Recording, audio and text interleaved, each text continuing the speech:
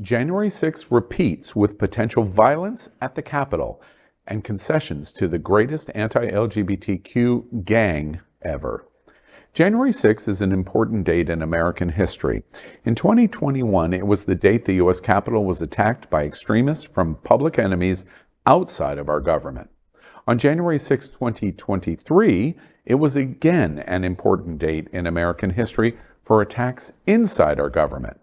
On the 15th vote, Republican U.S. Representative Kevin McCarthy has finally been elected Speaker of the House. The largest number of votes since the Civil War, his bid to become Speaker now that the Republicans again have a majority, drew opposition from the most extreme right wing of his party. McCarthy won the speakership with 216 votes to Democrat Hakeem Jeffries' 212. The Speaker must win a majority of votes cast. Present votes don't count as votes cast, and 6 Republicans voting present lowered the total needed to achieve a majority. All Democrats had consistently voted for Jeffries, who will be the first black lawmaker to have a leadership position in the body. After the 14th vote, things got heated on the House floor. Republican Representative Mike Rogers of Alabama lunged at another GOPer, yes, our Florida son, Representative Matt Gaetz, and Rogers was restrained by others while pointing a finger at Gaetz, something seen as a hostile gesture since Gaetz had voted present on McCarthy's nomination after being expected to possibly vote yes. The Alabama Republican was restrained, including a hand over his mouth while yelling, and that caused most of the House and McCarthy turning to the disturbance on the floor. Gaetz had consistently refused to support McCarthy and had even threatened to resign if McCarthy became Speaker, but he had appeared more conciliatory earlier in the evening in an interview on Fox News.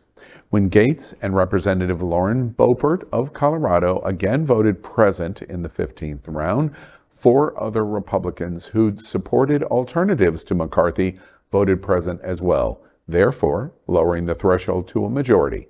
Many Democrats posted memes and pictures with bags of popcorn to signify the drama they were watching. But while amusing, the situation is really no joke. It is a very ominous sign for the LGBTQ+ community. To finally secure his win, McCarthy had to agree to dramatic new rules that enable the Freedom Caucus, the most conservative group in Congress, and especially that subset called MAGA Squad. It's a group of 20 of the most anti-LGBTQ+ members of Congress to now have real power for such a small but vocal minority. This group, of course, includes Gaetz and Boebert and Georgia's infamous MTG, Marjorie Taylor Greene, who has repeatedly been censored by her own Republican leadership.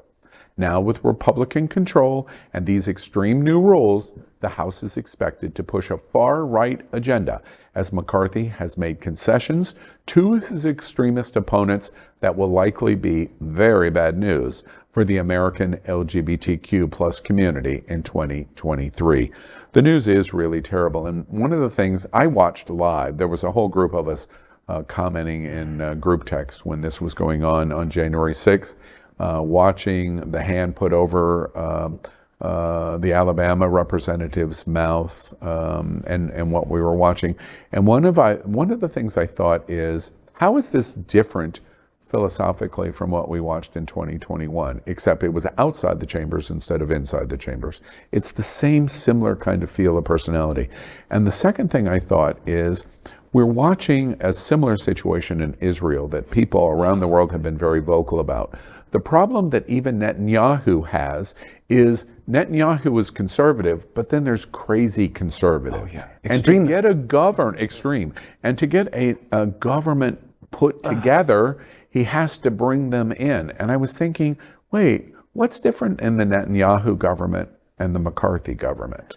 I don't see any difference. Absolutely. I also noticed something about the extremist far right, is that they tend to do things whatever they have to get their way. And it makes me think a little bit.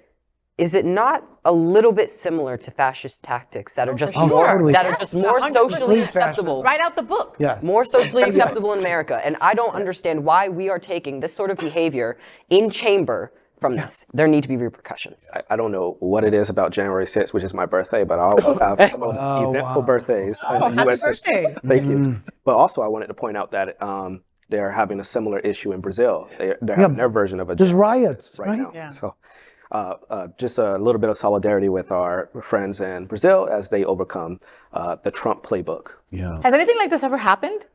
To be honest with you, I not in our lifetimes. Maybe before it was on camera. Before there were cameras. And one of the things that people continue to say is, if we had had cameras and good recording from 1850 to 1859, it's the only time in American history where we have seen such absolutism And division, take place, for sure. of division, of Confederate slave thinking in the South, and the thinking for various reasons. And by the way, the North was not completely abscond. They don't get off scot-free over the issue of slavery, but they had a more moderate position than the South did.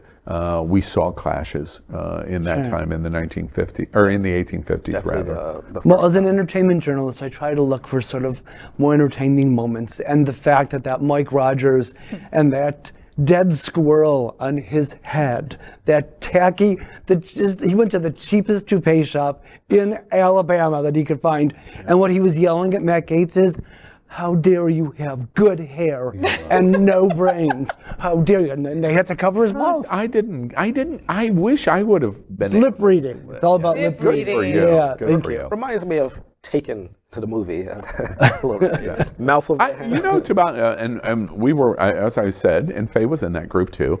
We were texting live with each other, and it was funny for a little bit. Yeah. But scary. We were doing the popcorn thing too. But when the Alabama representative comes up, you could see in body language, wait, something's getting ready to happen.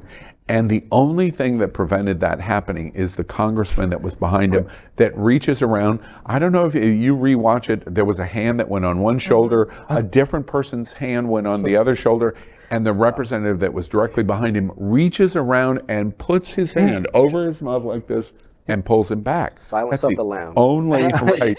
It's the only thing that stopped them. He was like a, it was like Is a there audio on that video? No, No. there He is was like a charging bull with a bad toupee. Yeah. LGBTQ plus news is vital for our community and for the broader world as a whole. We have enough enemies at Fox News. Tucker, Sean, and Laura are loud. We need passionate allies. Happening Out Television Network, Queer News Tonight, and It's Happening Out are literally out of the closet and into the headlines. Our community needs your support. Like this broadcast and subscribe now to ensure the growth of the entire LGBTQ plus community.